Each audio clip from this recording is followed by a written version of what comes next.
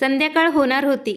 शीलाने तिच्या घराचे दार उघडून घरात प्रवेश केला तेव्हा तिच्या हातात शॉपिंग बॅग भरलेले होते आणि तिच्या चेहऱ्यावर अशी चमक होती जणू तिने जग जिंकले होते.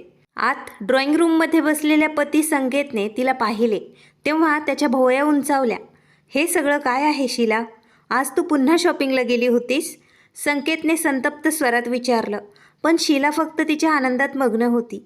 तिने शॉपिंग बॅग टेबलावर ठेवल्या आणि चेहऱ्यावर हसू आणत किलबिलाट करत ती म्हणाली, अरे संकेत, तू कल्पनाही करू शकत नाहीस. आज एवढा अप्रतिम सेल होता, मी काय सांगू. मला तर माहीतच नाही ते सेल कुठे लागला होता. काल किटी पार्टीत मिसेस गुप्ता यांनी मला त्या सेलबद्दल सांगितले. असे अप्रतिम कपडे आणि ब्युटी प्रोडक्ट एवढ्या कमी दरात उपलब्ध असलेली उत्पादने पाहून मी स्वतःला थांबवू शकले नाही. आता ही साडी बघ, फक्त अर्ध्या किमतीत मिळाली आहे आणि या ब्युटी प्रोडक्ट्सवर असलेल्या अशा अफलातून ऑफर्स होत्या, त्या पाहून मी स्वतःला रोखू शकले नाही. हे ऐकून संकेतने त्याचं डोकं पकडलं. नंतर गर्जना करत तो म्हणाला, तुझी ही उधळपट्टी कधी संपणार आहे शीला? या निरुपयोगी गोष्टींवर पैसे वाया घालवू नकोस.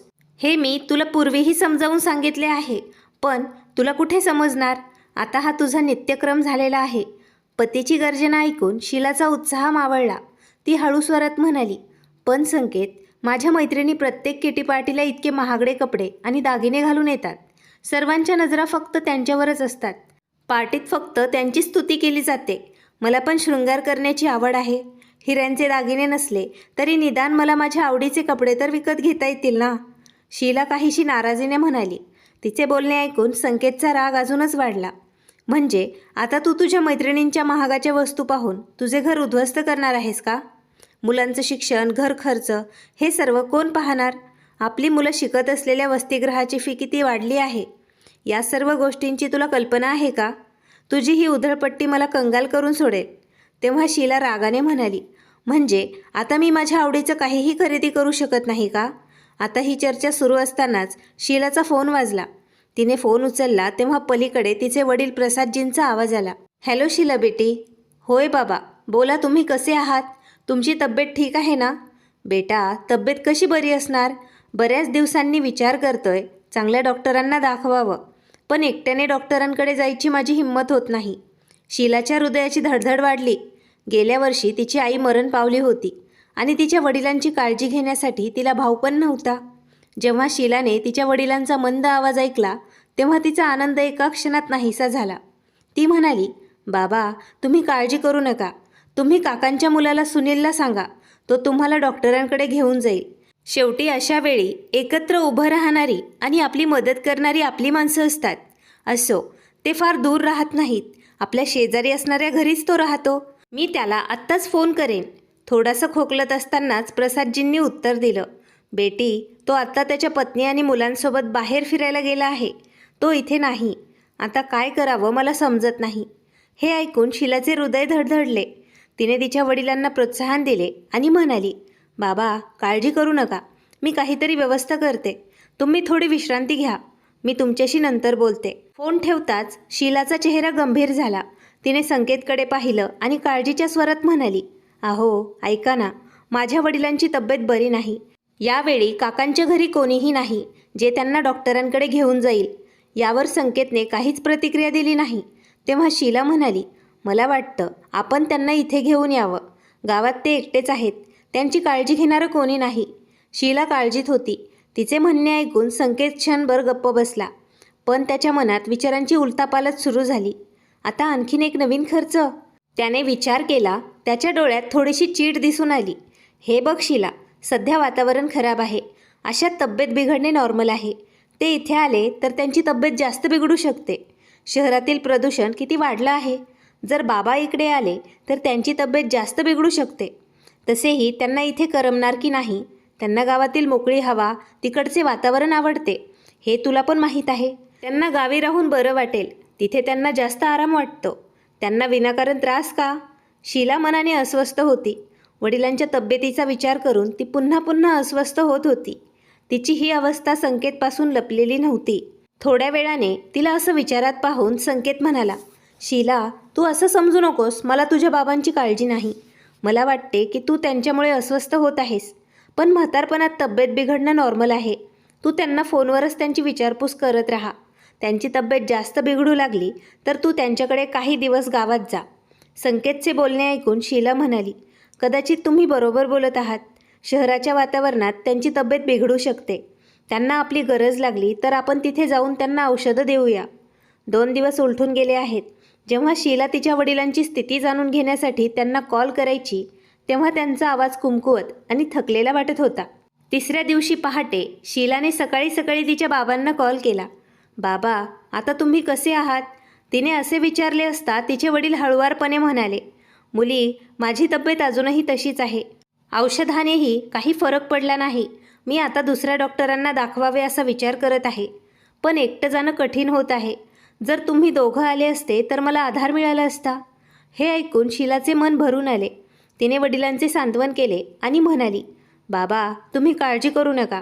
मी त्यांच्यासोबत या विषयावर बोलते आणि काहीतरी व्यवस्था करते. फोन ठेवल्यानंतर शीला थेट संकेतकडे गेली. संकेत, माझ्या वडिलांच्या तब्येतीत काहीच सुधारणा झालेली नाही. त्यांनी सांगितलं आहे आपण गावात जाऊन त्यांना डॉक्टरांकडे घेऊन जावं. मला वाटतं आपण जायला हवं. संकेत विचारात बुडाला होता, पण त्याच्या चेहऱ्यावर चिडचिड स्पष्ट दिसत होती. शीला, मला समजत आहे की आपण त्यांच्याबद्दल काळजीत आहोत, परंतु आत्ता या क्षणी मला तिथे जाणे शक्य नाही. इकडे बरेच ऑफिसचे काम पेंडिंग आहे. त्यांना सांग एका चांगल्या डॉक्टरांचा सल्ला घ्या आणि औषधं घ्या. गावातही चांगले डॉक्टर्स उपलब्ध आहेत. त्यांना तिथेच उपचार घ्यायला सांग. शीला शांत झाली. जड मनाने ती किचनमध्ये काम करण्यासाठी गेली. शीला किचनमध्ये जाताच संकेत न्यूजपेपर टेबलवर रागात टाकत बडबडू लागला. हद्द झाली आहे. हिचे वडील दररोज आजारी राहतात. ते दर दुसऱ्या दिवशी फोन करून त्यांचा आजारपण सांगत राहतात.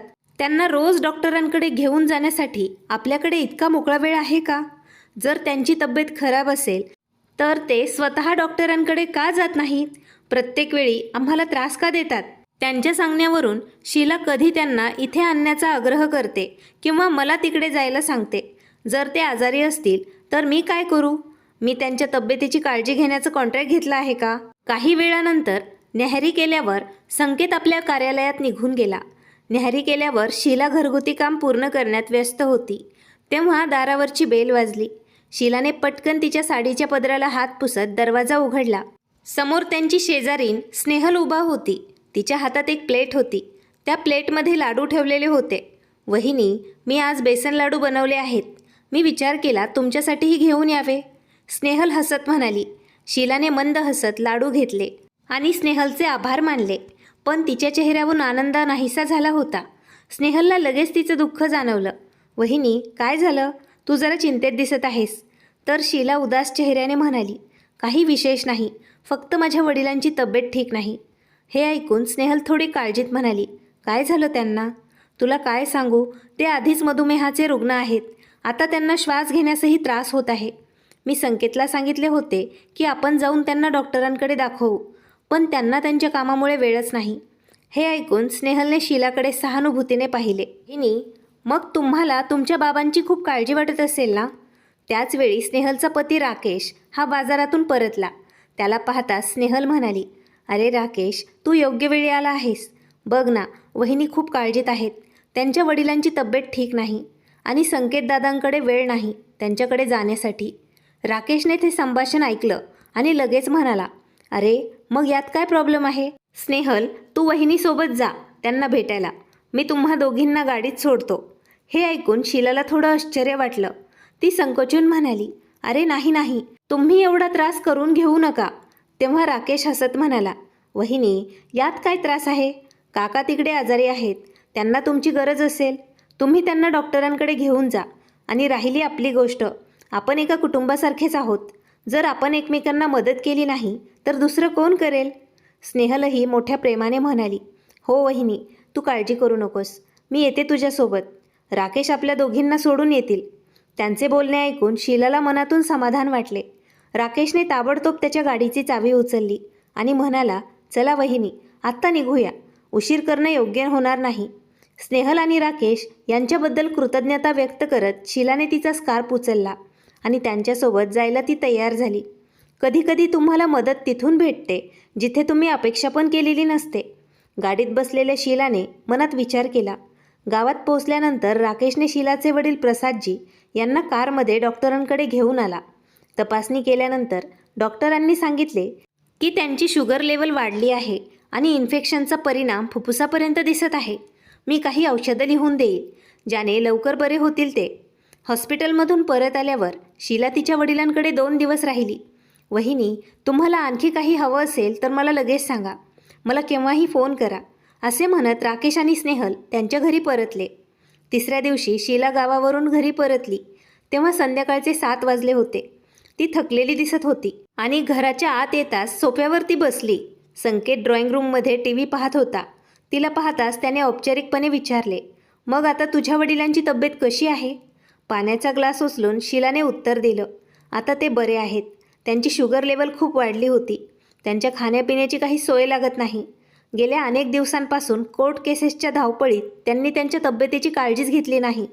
त्यामुळे त्यांची तब्येत बिघडली. पण एक गोष्ट मात्र चांगली झाली. वर्षानुवर्ष सुरू असलेल्या कोर्ट केसेसचा निर्णय आता त्यांच्या बाजूने आला आहे. काय केस? कोणती केस? संकेतने लगेच आश्चर्याने विचारले. तेव्हा शीला म्हणाली, अरे तेच, त्यांचं जमीन प्रकरण. आठवतंय का? गेली अनेक वर्ष सुरू असलेली केस. शेवटी त्यांनी ती केस जिंकली. संकेतच्या हातातून चहाचा कप जवळजवळ पडणारच होता. त्याचे डोळे विस्फारले. तो थोडासा पुढे झुकत म्हणाला, काय? तीच जमीन ना जी महामार्गाच्या कडेला होती? शीलाने सहज उत्तर दिलं, हो, तीच जमीन. बापरे, ती जमीन करोडो रुपयांची आहे, संकेत आश्चर्याने म्हणाला. तेव्हा शीला म्हणाली, त्या जमिनीची किंमत जवळपास 5 कोटी झाली आहे. बाबा ती जमीन विकण्याचा विचार करत आहेत. हे ऐकून जणू संकेतला अचानक खजिन्याची चावी सापडली असे वाटू लागले. त्याच्या चेहऱ्यावर एक विचित्र उत्साह आणि आनंद दिसत होता. वा, ही खूप चांगली बातमी आहे. तसे ते काही म्हणाले का? या पैशांचं ते काय करणार आहेत? नाही, अजून काही विचार केला नाही त्यांनी. आणि तसेही आता शरीरच साथ देत नाही, मग पैशांचा काय उपयोग? चहाचा कप खाली ठेवत संकेत गंभीर होण्याचे नाटक करत म्हणाला, खरं आहे. अशा मोठ्या निर्णयांमध्ये विचारपूर्वक पावले उचलली पाहिजेत. शेवटी ही मालमत्ता त्यांच्या मेहनतीचीच आहे. संकेतच्या मनात एक घबराहट पसरली होती. तो सामान्य आहे असं दाखवत होता, पण मनातल्या मनात तो खूप अस्वस्थ झाला होता. कुठं शीलाच्या काकाचा मुलगा सुनील त्याच्या सासऱ्याला आपल्या बाजूने वळवून जमीन त्यांच्या ताब्यात घेईल याचीच त्याला आतून भीती वाटत होती. शेवटी माझी पत्नी शीला ही तिच्या वडिलांची एकुलती एक मुलगी आहे आणि त्या जमिनीवर आमचाच पूर्ण हक्क आहे. तो मनातच विचार करत होता. रात्री किचनचे काम आटपून शीला खोलीत आली तेव्हा संकेत लॅपटॉप घेऊन बसला होता. शीलाच्या लक्षात आलं की त्याचं लक्ष स्क्रीनवर नाही. पलंगावर बसून उशा जुळवत शीला म्हणाली, कुठल्या विचारात हरवले आहात? लॅपटॉपवरचं काम पूर्ण झालं असेल तर तो बंद करून झोपायला जा. तेव्हा संकेत म्हणाला, शीला, तुझ्या बाबांची तब्येत बरी नाही. त्यांना तिथे एकटं सोडणं योग्य होणार नाही असे तुला वाटत नाही का? शेवटी ते माझे पण वडील आहेत. त्यांची काळजी घेणं माझं कर्तव्य आहे. मी तुम्हाला आधीही सांगितलं होतं की आपण जाऊन त्यांना भेटूया, पण तुला ऑफिसचंच काम जास्त महत्त्वाचं वाटत होतं. अरे शीला, मला कुठे माहीत होतं की त्यांची तब्येत एवढी बिघडली आहे. आता तू मला इकडे येऊन सर्व काही सांगितलं आहेस, त्यामुळे मी विचार करत आहे आपण त्यांना इकडेच घेऊन येऊया. आपल्यासोबत ते राहतील, त्यामुळे आपण त्यांची चांगली काळजी घेऊ शकतो. संकेतचे बोलणे ऐकून शीलाला शंका आली. तेव्हा ती म्हणाली, अहो, पण तुम्ही स्वतःच म्हणाले होता की त्यांच्यासाठी गावातील वातावरणच चांगलं आहे. तसेही तुमचे बोलणे बरोबर आहे. आपल्या शहरात इतकं प्रदूषण जास्त आहे की एखादा भला माणूसही आजारी पडू शकतो आणि मग त्यांचं मन इथे रमेल की नाही कोणास ठाऊक. 2-3 दिवसांनी सुनील त्याच्या घरी पोहोचेल, मग तोच त्यांची काळजी घेईल. अगं शीला, तू पण ना, आजकाल प्रत्येकजण आपापल्या कामात व्यस्त आहे. त्यांची तब्येत जास्त बिघडली तर कोण जबाबदार राहणार? आपण कशाला इतरांवर अवलंबून राहायचं? मी म्हणतो, चला त्यांना आपण इथेच आणूया. संकेतच्या बोलण्याने शीलाच्या मनाला पटलं. ती विचारात पडली. तुम्ही अगदी बरोबर बोलत आहात. ते इथेच राहिले तर आपल्या डोळ्यांसमोर ते असतील. हो शीला, तू उद्याच त्यांना फोन करून सांग. आपण त्यांना या रविवारी घेण्यासाठी येत आहोत. दुसऱ्याच दिवशी सकाळी सकाळी शीलाला जेव्हा जाग आली तेव्हा संकेत तयार झालेला होता. संकेतला असं तयार झालेलं पाहून शीलाला मात्र धक्काच बसला. तिने झोपेतून उठल्यानंतर संकेतला विचारलं, तुम्ही एवढ्या सकाळी सकाळी तयार का झाले? आज लवकर ऑफिसला जायचं आहे का? नाही शीला, मी आज ऑफिसला जाणार नाही. मी आज रजा घेतली आहे. शीला आणखीनच आश्चर्यचकित झाली. रजा? का? काही विशेष आहे का? हो शीला, आजच आपण गावी जाणार आहोत बाबांना घ्यायला. पण संकेत, आपण रविवारी जाण्याचा विचार केला होता, आज अचानक? तेव्हा संकेत म्हणाला, हो, जितक्या लवकर आपण त्यांना इकडे घेऊन येऊ तितके चांगले होईल. त्यांच्या तब्येतीचा प्रश्न आहे आणि मला या प्रकरणात विलंब किंवा निष्काळजीपणा अजिबात परवडणार नाही. शीला, तुझ्या काकांचा मुलगा सुनील चतुर मुलगा आहे.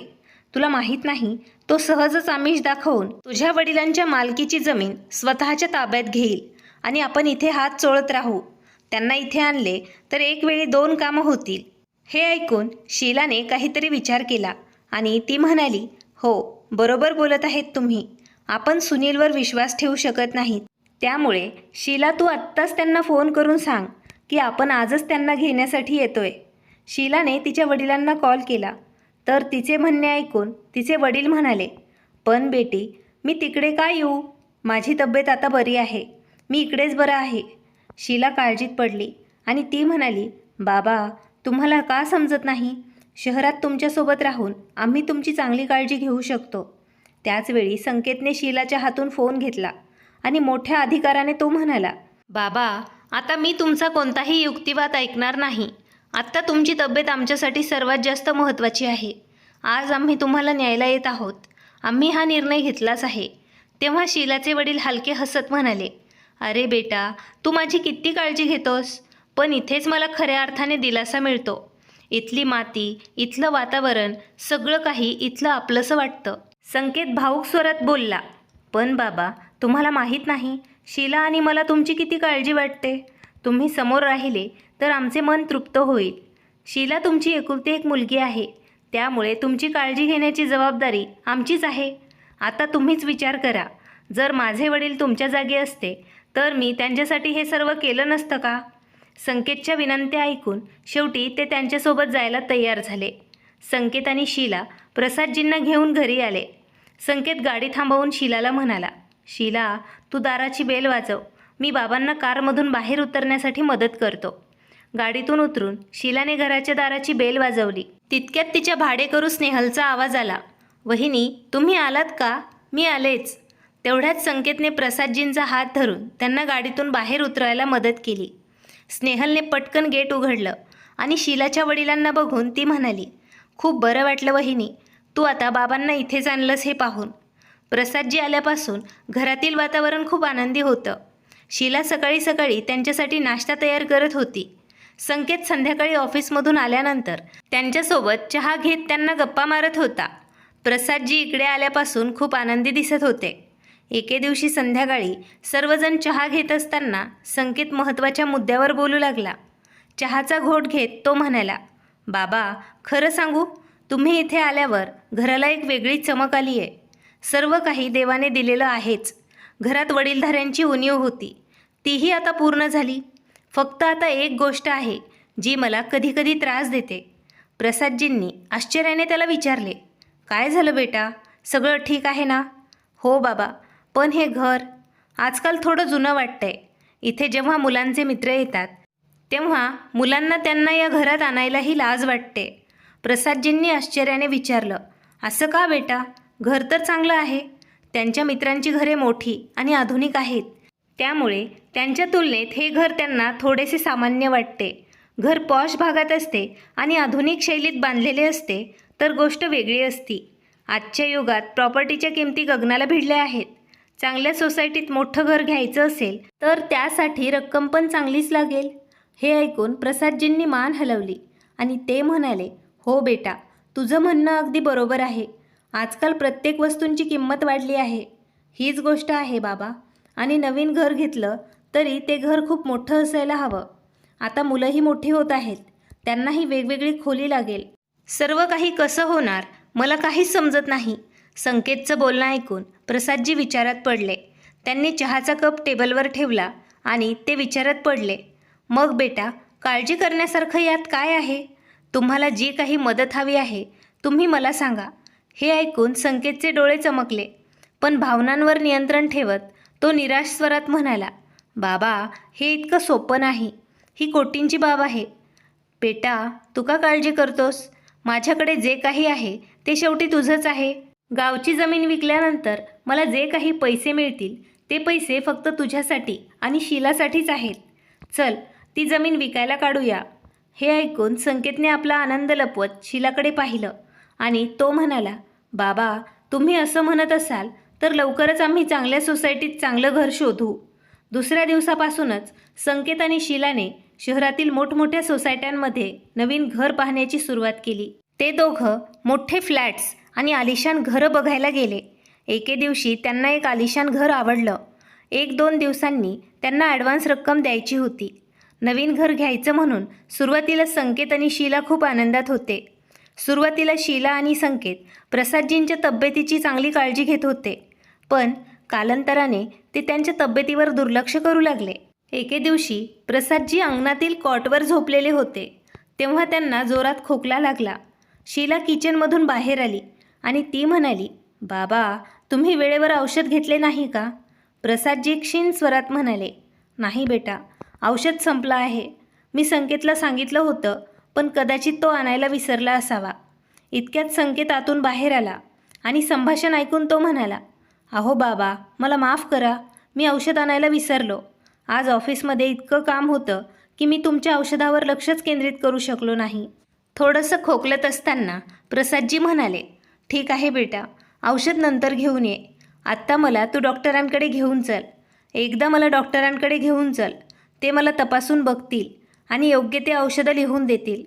पण संकेतने पटकन गाडीच्या चाव्या उचलल्या आणि त्यांना उत्तर दिले, बाबा, आत्ता मी डॉक्टरांकडे जायला माझ्याकडे वेळ नाही. आत्ता आपल्याला बँकेत जावं लागेल. नवीन घरासाठी डील फायनल करण्यासाठी ॲडव्हान्स रकमेची FD तोडावी लागेल. तुम्ही काळजी करू नका. मी संध्याकाळपर्यंत औषध घेऊन येतो. प्रसादजी थकलेल्या आवाजात म्हणाले, बेटा, माझी तब्येत खूप खराब होत आहे. मला श्वास घेण्यासही त्रास होत आहे. यावर शीला पटकन म्हणाली, बाबा, आम्हाला बँकेत जास्त वेळ लागणार नाही.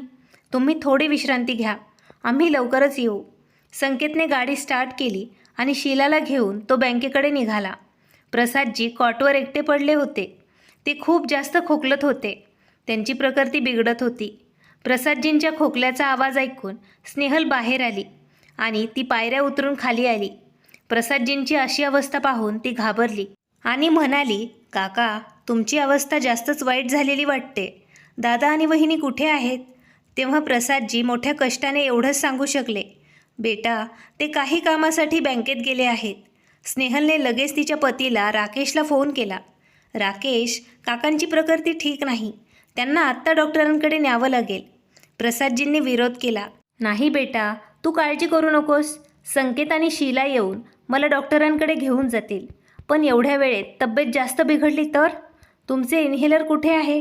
ते घेतल्याने खोकला बरा होईल. स्नेहल एवढंच म्हणाली तेव्हा प्रसादजी म्हणाले, बेटी, ते कालच संपलं आहे. संकेतला आणायला सांगितलं, पण तो आणायला विसरला. स्नेहलने राकेशला फोन करून सांगितले, प्रसादजीचे इन्हेलर संपलं आहे. येताना घेऊन ये. राकेश घरी येताना प्रसादजींचं इन्हेलर घेऊन आला. थोड्याच वेळात त्यांना खोकल्यापासून आराम मिळाला. तर राकेश म्हणाला, काका, अशा परिस्थितीत डॉक्टरांकडे जाणं आवश्यक आहे. अशा परिस्थितीत इन्हेलरवर तब्येत बरी नाही होणार. बेटा, त्याची काय गरज आहे? संकेत आणि शीला येतच असतील. ते मला स्वतःहून डॉक्टरांकडे घेऊन जातील. काका, तुम्ही आम्हाला परक मानता का? आम्हीही तुमच्या मुलांसारखेच आहोत. असं म्हणत राकेश गाडी बाहेर काढत होता आणि तो त्यांना डॉक्टरांकडे दाखवण्यासाठी घेऊन गेला. प्रसादजींनी स्नेहल आणि राकेशला खूप जास्त आशीर्वाद दिले. त्यांच्या मुलीच्या आणि जावयाच्या घरी राहत असताना प्रसादजींचा प्रत्येक येणारा दिवस पूर्वीसारखाच निघत होता, पर्वा न करता आधाराशिवाय. संकेत आणि शीला त्यांच्याच दुनियेत व्यस्त होते. जेव्हा पण प्रसादजींनी आता संकेतला थोडा वेळ मागितला तेव्हा संकेत म्हणत होता, बाबा, आता मला वेळ नाही. मी उद्या ऑफिसमधून आल्यावर औषधं नक्की घेऊन येईल. हेच उत्तर बऱ्याच वेळा त्यांना ऐकायला मिळाले. त्यामुळे प्रसादजींनी आशाच सोडली होती. शीलाही आता त्यांच्याकडे लक्ष देत नव्हती. ती बेफिकर झाली होती. ती एकतर किटी पार्टीत जात होती किंवा खरेदीला निघून जात होती. वेळ मिळाला तर ती तिच्या मैत्रिणींना फोनवरती बोलायची. आज सकाळचे 11 वाजले होते. नेहमी शीला संकेत ऑफिसमध्ये गेल्यानंतर तिच्या वडिलांना नाश्ता देत असे, पण आज तिने अजून त्यांना नाश्ता दिला नव्हता. कॉटवर झोपलेल्या प्रसादजींनी शीलाला आवाज दिला, शीला बेटी, मला नाश्ता दे. शीला आत फोनवर बोलण्यात मग्न होती. तुला माहीत आहे का, आम्ही विकत घेतलेलं घर खूप छान आहे. तिथे प्रत्येक गोष्ट माझ्या आवडीची आहे.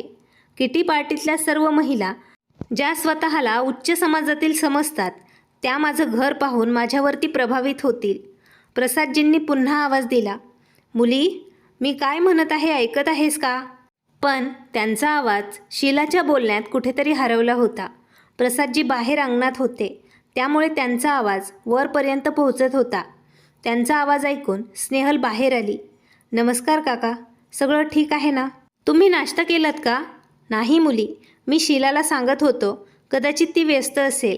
स्नेहलने तिच्या स्वयंपाकघरातून एका प्लेटमध्ये नाश्ता आणला आणि प्रसादजींकडे आणून दिला. काका, आता तुम्ही हेच खा. आणि तुमचे औषध कुठे ठेवले आहे? ते जेवणाच्या टेबलावर असावे. तू आणशील तर मी घेईल. स्नेहलने लगेच औषधं आणले आणि पाण्याचा ग्लास प्रसादजींच्या हातात आणून दिला. प्रसादजी भावूक होऊन म्हणाले, मुली, तू मला नेहमीच मदत करतेस. देव तुला सुखी ठेवो. अनेकदा राकेशही येऊन थोडा वेळ प्रसादजींसोबत बसत असत. तो त्यांची तब्येत विचारत होता. आता औषधं संपले की प्रसादजी राकेशलाच फोन करून औषधं मागवायचे आणि राकेशने नकार दिला तरी ते औषधाचे पैसे बळजबरीने राकेशकडे सुपूर्द करायचे. दिवस हळूहळू निघून गेले. संकेत आणि शीला यांचा त्यांच्या नवीन घरी जाण्याचा दिवसही आला होता. ते दोघं अत्यंत उत्साहित होते. एके दिवशी संध्याकाळी संकेत ऑफिसमधून घरी परतला तेव्हा शीला आनंदाने म्हणाली, अहो, आता आपण आपल्या नवीन घरी शिफ्ट होणार आहोत. तुम्हाला वाटत नाही का आपण एक मोठी गाडी घ्यावी आणि घरासाठी फर्निचर देखील आरामदायक आणि दिसायला भव्य असावं? आपले नातेवाईक, तुमचे मित्र, माझ्या मैत्रिणी सर्वजण घर बघायला येतील, तेव्हा सर्व काही चांगलं दिसायला पाहिजे. संकेत हसत हसत म्हणाला, हीच गोष्ट महत्त्वाची आहे शीला. तुझ्या वडिलांना मिळणाऱ्या 5 कोटींपैकी आपण फक्त 3 कोटींचं घर विकत घेतलं आहे. बाकीचे पैसे अजूनही बचत आहेत. त्या पैशांनी आपण आरामात गाडी खरेदी करू शकतो, लक्झरी आयुष्य जगू शकतो. शीलाने आनंदाने होकार दिला. एवढ्या पैशांचं बाबा काय करणार? त्यांचं वय झालं आहे. त्यांना फक्त घरात आराम करायचा असतो. आपण सर्व काही सांभाळून घेऊ. तेव्हाच एके दिवशी प्रसादजींच्या मनात एक विचित्र अस्वस्थता होती. त्यांचं मन जड वाटत होतं. त्यांना श्वास घ्यायला त्रास होत होता. शेवटी तो दिवस आला जेव्हा त्यांच्या जमिनीच्या रजिस्ट्रीचे काम होणार होते. शीला आणि संकेत दोघंही खूप उत्साहित होते. संकेत प्रसादजींना म्हणाला, बाबा लवकर लवकर आवरा, आज जमीन रजिस्ट्रीचा दिवस आहे. प्रसादजी थकलेल्या स्वरात म्हणाले, बेटा, माझी तब्येत ठीक नाही आहे. हृदय जड वाटत आहे. श्वास घेण्यास त्रास होत आहे. मला वाटत आहे डॉक्टरांना दाखवावं लागेल. हे ऐकून संकेतच्या मनात थोडा राग निर्माण झाला, पण तो राग दाबून म्हणाला, बाबा, आज आपल्याला जाणं आवश्यक आहे. नाहीतर जमीन नोंदणीची तारीख पुढे ढकलली जाईल आणि जमिनीची नोंदणी होऊन पैसे मिळेपर्यंत घराची नोंदणी कशी होणार? शीलासुद्धा म्हणाली, हो बाबा, आज जाणं खूप गरजेचं आहे आणि तसेही तुम्हाला गाडीत बसूनच जावं लागेल. तुम्ही आरामात गाडीत बसा. सर्व काम झाल्यावर आम्ही तुम्हाला डॉक्टरांकडे घेऊन जाऊ. प्रसादजी खिन्न होऊन म्हणाले, मुली, माझी तब्येत ठीक असती तर मी का नकार दिला असता? पण आता मला उठायची हिंमतच होत नाही आहे. तरीही संकेत आणि शीलाने आग्रह धरला आणि त्यांनी प्रसादजींना गाडीत बसवले. थोड्या वेळातच काम होईल, मग तुम्हाला आम्ही डॉक्टरांकडे घेऊन जाऊ, असे सांगून दोघेही निघाले. पण वेळ निघून गेला आणि दोघेही परतले नाहीत. प्रसादजींचा श्वास गाडीमध्ये गुदमरत होता. त्यांनी 1-2दा संकेतला फोन केला, पण प्रत्येक वेळी त्यांना एकच उत्तर आले, आम्हाला थोडा वेळ लागेल, नंतर आम्ही तुम्हाला डॉक्टरांकडे नेऊ. प्रसादजींची तब्येत आणखीनच जास्त बिघडली होती. त्यांनी राकेशला फोन केला. त्यांचा आवाज थरथरत होता. राकेश बेटा, मला वाटतं माझी वेळ जवळ आली आहे. माझा जीव गुदमरतोय. तू लवकर ये. हे शब्द राकेशच्या कानावर पडताच त्याच्या हृदयाचे ठोके वाढले. एक विचित्र अस्वस्थता त्याच्या हृदयात भरली. त्याने ताबडतोब कॉल डिस्कनेक्ट केला आणि वेळ न घालवता ऑफिसमधून निघून आला आणि प्रसादजींनी सांगितलेल्या ठिकाणी तो पोहोचला. प्रसादजींची प्रकृती खूपच बिघडली होती. तो पटकन त्यांना दवाखान्यात घेऊन गेला. दवाखान्यात पोहोचल्यावर डॉक्टरांनी तपास सुरू केला. इकडे जेव्हा संकेत आणि शीला प्रसादजींना घेण्यासाठी बाहेर आले तेव्हा त्या दोघांना आश्चर्य वाटलं. प्रसादजी तर गाडीत नव्हते. त्यांनी प्रसादजींना 2-3 वेळा फोन केला, पण त्यांचा फोनही बंद लागत होता. दोघंही घामाने चिंब भिजले होते. वडिलांच्या चिंतेपेक्षा त्यांना जास्त काळजी होती की आज जर पैसे हातात आले नाहीत तर नवीन घराची रजिस्ट्री आणि शिफ्टिंगला आणखीन उशीर होईल. त्याचवेळी संकेतला राकेशचा फोन आला आणि त्याने सगळा प्रकार संकेतला सांगितला. त्याला लवकर हॉस्पिटल गाठायला सांगितलं. हे ऐकताच संकेत रागाने ओरडू लागला. राकेश, तुला काय सिद्ध करायचं आहे? माझ्या वडिलांना दवाखान्यात नेऊन तुला हिरो व्हायचं आहे का? तेव्हा राकेश म्हणाला, पण काकांची अवस्था एवढी वाईट झाली होती की क्षणभरांचा विलंबही जीवघेणा ठरू शकतो. तुला त्यांच्या तब्येतींपेक्षा रजिस्ट्रीचीच जास्त काळजी वाटत आहे का? संकेत आता खूप चिडला होता. हो, काळजी आहे. फक्त तुझ्यामुळेच आज आमचं काम झालं नाही. तू मध्ये येऊन सर्व काही उद्ध्वस्त केलं आहेस. इथे तपासणीनंतर जे काही समोर आलं ते ऐकून राकेशला धक्काच बसला. प्रसादजींना हृदयविकाराचा झटका आला होता. डॉक्टरांनी सांगितलं की थोडाही उशीर झाला असता तर काहीही होऊ शकलं असतं. 2-3 दिवसांच्या उपचारानंतर प्रसादजी रुग्णालयातून घरी परतले होते. त्यांची प्रकृती आता पूर्वीपेक्षा बरी होती.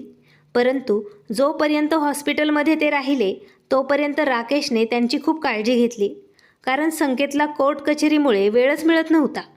डॉक्टरांनी सांगितलं होतं त्यांना पूर्ण काळजी आणि विश्रांतीची गरज आहे. पण शीला आणि संकेतसाठी हे सगळं निव्वळ मस्करी होती. त्यांच्या डोक्यात फक्त त्यांचे नवीन घर आणि त्यासंबंधीचे काम फिरत होते. प्रसादजी घरी आल्यानंतर राकेश आणि स्नेहलने दुसरे घर भाड्याने घेऊन तिथून निघून जाण्याचा निर्णय घेतला होता. संकेतला नोंदणीची तारीख पुढे ढकलावी लागली होती. त्यामुळं त्याच्या चेहऱ्यावर सतत चिडचिड आणि नाराजी दिसत होती. एके दिवशी रजिस्ट्रीची नवीन तारीख ठरल्यावर संकेत म्हणाला, बाबा, आता हे काम कोणत्याही किमतीत आपल्याला हे काम पूर्णच करायचं आहे. यावेळी काही अडचण होऊ नये. शीलानेही त्यांच्या बोलण्याला सहमती दर्शवली. त्यांचे वागणे पाहून प्रसादजींना खूप आश्चर्य वाटलं. बराच वेळ ते विचारात मग्न होते. पण आता त्यांनी ठरवलं होतं. आता त्यांना पुढे काय करायचं आहे. काही दिवसांनी जमिनीची नोंदणी तर झाली. घरी आल्यानंतर प्रसादजींनी संकेत आणि शीलाला त्यांच्या जवळ बोलावलं आणि ते म्हणाले, बेटा, मी विचार करत आहे. जमिनीच्या व्यवहारात आलेल्या पैशातून 3 करोड रुपये तुमच्या घरासाठी मी द्यावे. बाकी पैसे माझ्याजवळच राहतील. त्यांचं बोलणं ऐकून संकेत म्हणाला, बाबा, आम्हाला आमच्या घरासाठी फर्निचर, इंटेरियर आणि एक लक्झरी गाडी हवी आहे. बेटा, मी तुला सांगितलं होतं, तुला घर खरेदी करण्यासाठी मी मदत करेल. मी मदत केली पण आता हे पैसे मी माझ्या मेहनतीने कमवले आहेत. या पैशांचं काय करायचं हे तुम्ही मला ठरवू द्या. आता हे बोलणे सुरू होते तेव्हाच राकेश आणि स्नेहल आत आले. तुम्ही आम्हाला बोलवलं आहे का काका? हो बेटा, मीच तुम्हाला बोलवलं आहे. मला तुमच्याशी काही महत्त्वाच्या विषयावर बोलायचं आहे. प्रसादजींनी दीर्घ श्वास घेतला आणि ते म्हणाले, बेटा, मी माझ्या आयुष्यात खूप कष्ट केले आहेत. नेहमी मी माझ्या कुटुंबियांसाठी आणि त्यांच्या आनंदासाठी जगलो. पण आता मी आयुष्याच्या त्या वळणावर आहे जिथे दृष्ट कुमकुवत होते, परंतु नात्यातील खोटेपणा आणि खरेपणा स्पष्ट दिसतो. मी माझी जमीन विकून जे 5 करोड रुपये कमवले आहेत त्यातले 3 करोड रुपये मी शीला आणि संकेतच्या घरासाठी खर्च केले. बाकीचे 2 करोडसाठी मी निर्णय घेतला आहे आणि हा निर्णय माझा शेवटचा निर्णय आहे. हे बोलणं ऐकून संकेत घाबरला. बाबा, ते पैसे आमच्या भविष्यासाठी आहेत ना. आत्ता अजून घराची कामं बाकी आहेत. तेव्हा प्रसादजी हात जोडून त्यांचं बोलणं मध्येच थांबवत म्हणाले, संकेत, मला तुझ्या गरजा माहीत आहेत. सोबतच तुझं स्वार्थी वागणं पण. माझ्याकडून जेवढं काही करणे शक्य होते ते मी केलं आहे. आता बाकीचे पैसे मला माझ्याजवळ ठेवायचे आहेत. एक वडील त्याच्या मुलीच्या घरात किती दिवस राहणार? त्यामुळे मी आता ठरवलं आहे, आता मी इथून जायला हवं. तेव्हा शीला म्हणाली, बाबा, तुम्ही या वयात गावी एकटे कसे राहणार? तेव्हा प्रसादजी म्हणाले, नाही बेटा, मी गावी राहणारच नाही. मी राकेश आणि स्नेहलसोबत त्यांच्याच घरी राहणार आहे. मला मुलगा आणि सून नव्हते, पण त्यांनी मला मुलगा आणि सुनेप्रमाणेच माझी सेवा केली आहे. त्यांचं बोलणं ऐकून स्नेहल आणि राकेशच्या डोळ्यात अश्रू आले. प्रसादजी पुढे म्हणाले, या दोघांनी माझ्यासाठी जे काही केलं त्याचे उपकार मी पैशांनी नाही फेडू शकत. तरीही मी ठरवलं आहे, जमिनीच्या व्यवहारात राहिलेले बाकीच्या पैशांवर या दोघांचाच हक्क असेल. आता हे लोक किरायाच्या घरात नाही तर स्वतःच्या घरात राहतील. एवढंच नाही, माझ्या निधनानंतर माझ्या गावातील घरावरही या दोघांचाच हक्क असेल. लवकरच मी माझं मृत्यूपत्र तयार करेल. हे ऐकून राकेश हात जोडून म्हणाला, काका, तुम्हाला आमच्यासोबत राहायचं आहे हे ऐकून मला खूप चांगलं वाटलं. पण या सर्व गोष्टीत पैसे आणू नका. मला पैशांची गरज नाही. राकेशचं बोलणं ऐकून प्रसादजींचं मन प्रसन्न झालं. पण तरीही त्यांनी जो निर्णय घेतला होता त्यावर ते ठाम होते. शीला आणि संकेतच्या तोंडावर जसे कोणी जोरात मारली असे वाटत होते. या सर्व गोष्टींचा त्या दोघांनी विरोध करण्याचा प्रयत्न केला, पण प्रसादजींच्या गर्जना पाहून ते शांत बसले. संकेत आणि शीला, तुम्हा दोघांना कदाचित समजलं नाही, नाते पैशांनी विकत घेता येत नाहीत. राकेशने मला तेव्हा साथ दिली जेव्हा मला सर्वात जास्त गरज होती. स्नेहलने माझ्या मुलीसारखी माझी काळजी घेतली. हे सर्व पैसे आता त्यांचेच आहेत. या गोष्टीवर जास्त वादविवाद नको आहे मला. रूममध्ये शांतता पसरली होती. प्रसादजी तिथून उठून त्यांचं सामान पॅक करण्यासाठी निघून गेले. मित्रांनो, तुम्हाला ही कथा आवडली असेल तर व्हिडिओला लाईक करा. नवीन असाल तर चॅनल सबस्क्राईब करा. भेटूया अशाच एका नवीन मनोरंजक कथेसोबत. तोपर्यंत धन्यवाद.